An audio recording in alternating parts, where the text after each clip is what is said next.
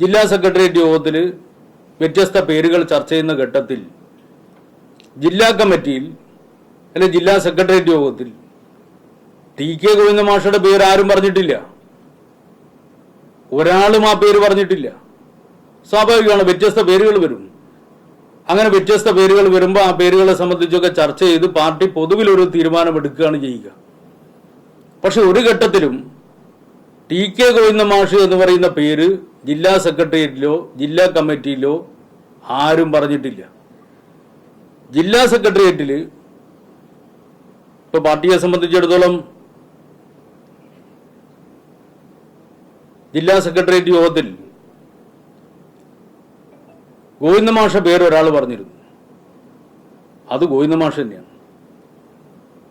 സാധാരണ നിലയിൽ ഇപ്പൊ എൻ്റെ പാർട്ടി ജീവിതം വളരെ ചെറുതാണ്.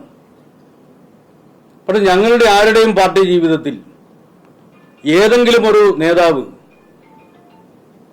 എനിക്കെന്താണ് അയോഗ്യത, എന്നെ സ്ഥാനാർത്ഥിയാക്കണം എന്ന് നാളിതുവരെ ഞങ്ങളൊരിക്കലും ഞങ്ങളുടെ അനുഭവത്തിൽ ഒരിക്കലും ഉണ്ടായിട്ടില്ല. പക്ഷെ ടി.കെ. ഗോവിന്ദ മാഷ് അദ്ദേഹം ഇന്നലെ പത്രസമ്മേളനത്തിൽ തന്നെ പറഞ്ഞല്ലോ, എന്നെ പരിഗണിച്ചാൽ എന്താ എന്നൊരു ചോദ്യം ചോദിച്ചില്ലേ? നിങ്ങൾ നോക്കിയാൽ മനസ്സിലാവും. എന്നിട്ട് പറഞ്ഞു ഞാൻ എൻ്റെ നിലപാട് പറഞ്ഞു എന്ന് പറഞ്ഞിട്ട് അവിടെ അവസാനിപ്പിക്കരുത്. എന്തായിരുന്നു അദ്ദേഹം പറഞ്ഞ നിലപാട്? അദ്ദേഹത്തിന്റെ നിലപാട് തന്നെ സ്ഥാനാർത്ഥിയാക്കണമെന്നായിരുന്നു. പക്ഷെ പാർട്ടിയുടെ ജില്ലാ സെക്രട്ടേറിയറ്റ് മെമ്പർമാരായിട്ടുള്ള ആർക്കും അദ്ദേഹത്തിന്റെ പേര് പറയാൻ വേണ്ടി തോന്നിയിട്ടില്ല. അപ്പോൾ നമ്മൾ ഓരോരുത്തരും നമുക്കൊക്കെ ഉണ്ടാവുന്ന അംഗീകാരം എത്രയാണെന്ന് മനസ്സിലാക്കാനുള്ള ഒരു പരിമിതമായ വിനയെങ്കിലും നമ്മൾ കാണിക്കണ്ടേ? നമ്മളൊരു മഹാസംഭവമാണ് എന്ന് പറഞ്ഞുകൊണ്ട് അവതരിപ്പിക്കുമ്പോൾ നമ്മുടെ ഓരോരുത്തരുടെയും അംഗീകാരം എന്താണ് എന്നുള്ളത് ഇങ്ങനെ അഭിപ്രായ പ്രകടനം കാണുമ്പോഴെങ്കിലും മനസ്സിലാക്കാനുള്ള ഒരു വിനയം യഥാർത്ഥത്തിൽ ടി.കെ. ഗോവിന്ദ മാഷ് കാണിക്കേണ്ടതായിരുന്നു. ഇവിടെ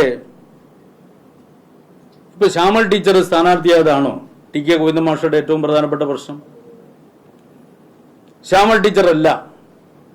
അതിനു പകരം മറ്റേതെങ്കിലും ഒരു പേരാണ് അവിടെ വന്നതെങ്കിൽ ടി.കെ. ഗോവിന്ദ മാഷ് ഈ നിലപാട് സ്വീകരിക്കില്ലേ? ഞാൻ ആദ്യം തന്നെ പറഞ്ഞു, ഞങ്ങളെ സംബന്ധിച്ചിടത്തോളം പാർട്ടിയുടെ ജില്ലാ സെക്രട്ടേറിയറ്റ് മെമ്പറായിട്ടുള്ള ഒരാള് ഇങ്ങനെ ഒരു പാർലമെന്ററി വ്യാമോഹമായിട്ട് അതിന് പറ്റുന്ന കുപ്പായം ഇട്ട് നടക്കുന്ന ഒരാളാണെന്ന് പ്രതീക്ഷിക്കാൻ വേണ്ടി കഴിയുമായിരുന്നില്ല. പക്ഷെ ജില്ലാ സെക്രട്ടേറിയറ്റ് യോഗത്തിൽ അദ്ദേഹം നിങ്ങളുടെ മുമ്പാകെ അവതരിപ്പിച്ചല്ലോ അദ്ദേഹത്തിന്റെ ചരിത്രം.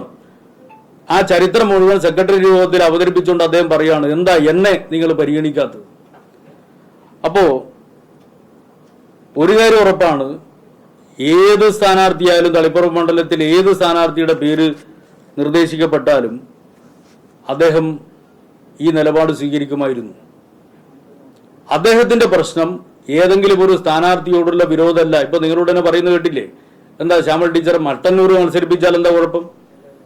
അപ്പോൾ ടീച്ചറുടെ സ്ഥാനാർത്ഥിത്വത്തോടുള്ള വിയോജിപ്പല്ല മട്ടന്നൂർ മത്സരിപ്പിക്കുക, പക്ഷെ തളിപ്പറമ്പ് വേണ്ട. എന്തുകൊണ്ടാണ് തളിപ്പറമ്പ് വേണ്ടാത്തത്? തളിപ്പറമ്പ് തന്നെ മത്സരിപ്പിക്കണം എന്നാണ് ടി.കെ. ഗോവിന്ദ മാഷയുടെ നിലപാട്. പക്ഷെ പാർട്ടി അത് കണ്ടിട്ടില്ല. അപ്പൊ അങ്ങേയറ്റം പാർലമെന്ററി അവസരവാദം, പാർലമെന്ററി ദുര അതുമായി കൊണ്ട് നടക്കലായിരുന്നു ടി.കെ. ഗോവിന്ദ മാഷ് എന്നുള്ളത് വളരെ വ്യക്തമാണ്.